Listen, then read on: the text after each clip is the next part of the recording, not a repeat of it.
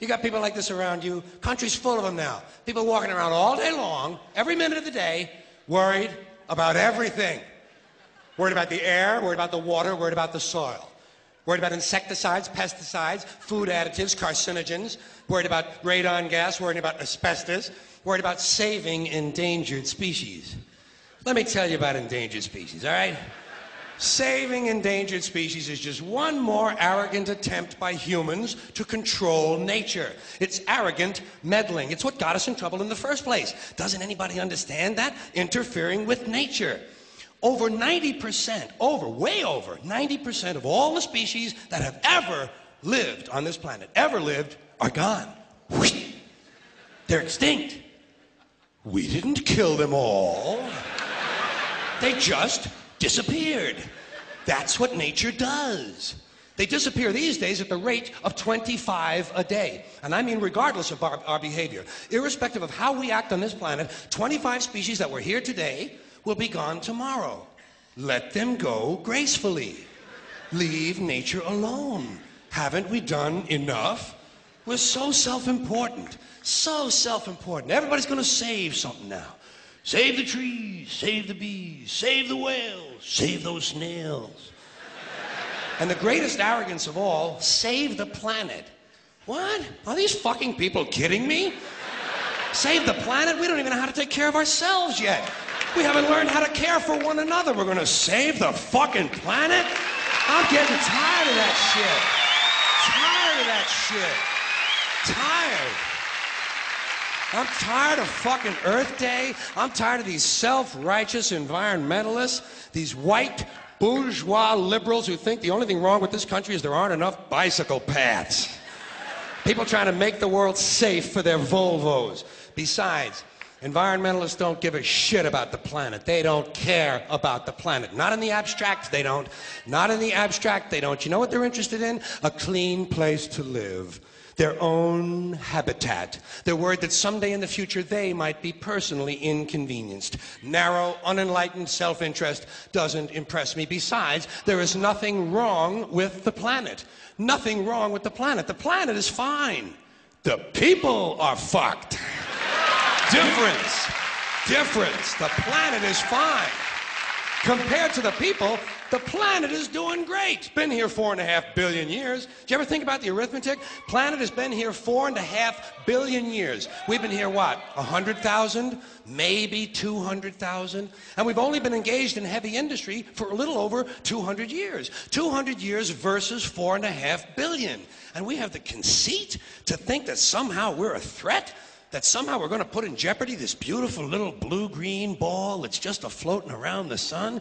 The planet has been through a lot worse than us. Been through all kinds of things worse than us.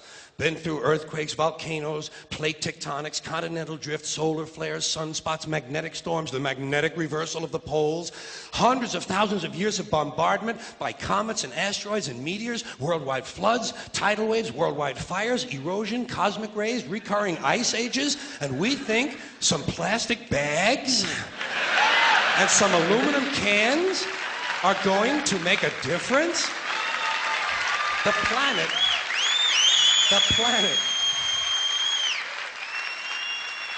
planet isn't going anywhere. We are. We're going away. Pack your shit, folks. We're going away. And we won't leave much of a trace either. Thank God for that. Maybe a little styrofoam. Maybe. Little styrofoam. Planet will be here and we'll be long gone. Just another failed mutation. Just another closed-end biological mistake. An evolutionary cul-de-sac. The planet will shake us off like a bad case of fleas. A surface nuisance. You want to know how the planet's doing? Ask those people at Pompeii who are frozen into position from volcanic ash how the planet's doing. Want to know if the planet's all right? Ask those people in Mexico City or Armenia or 100 other places buried under thousands of tons of earthquake rubble if they feel like a threat to the planet this week. How about those people in Kilauea, Hawaii who build their homes right next to an active volcano and then wonder why they have lava in the living room? The planet will be here for a long, long, long time after we're gone, and it will heal itself, it will cleanse itself, because that's what it does. It's a self-correcting system. The air and the water will recover, the earth will be renewed, and if it's true that plastic is not degradable, well, the planet will simply incorporate plastic into a new paradigm, the earth plus plastic. The earth doesn't share our prejudice towards plastic. Plastic came out of the earth. The earth probably sees plastic as just another one of its children. Could be the only reason the earth allowed us to be spawned from it in the first place. It wanted plastic for itself. Didn't know how to make it. Needed us. Could be the answer to our age-old philosophical question, why are we here? Plastic. Assholes. So, the plastic is here, our job is done, we can be phased out now, and I think that's really started already, don't you? I mean, to be fair, the planet probably sees us as a mild threat, something to be dealt with, and I'm sure the planet will defend itself in the manner of a large organism, like a beehive or an ant colony can muster a defense. I'm sure the planet will think of something. What would you do if you were the planet trying to defend against this pesky, troublesome species? Let's see, what might... viruses. Viruses might be good. They seem vulnerable to viruses. And viruses are tricky, always mutating and forming new strains whenever a vaccine is developed. Perhaps this first virus could be one that compromises the immune system of these creatures. Perhaps a human immunodeficiency virus, making them vulnerable to all sorts of other diseases and infections that might come along. And maybe it could be spread sexually, making them a little reluctant to engage in the act of reproduction. Well, that's a poetic note. And it's a start. And I can dream, can't I? See, I don't worry about the little things. Bees, trees, whales, snails. I think we're part of a greater wisdom than we will ever understand. A higher order. Call it what you want. Know what I call it? The big electron.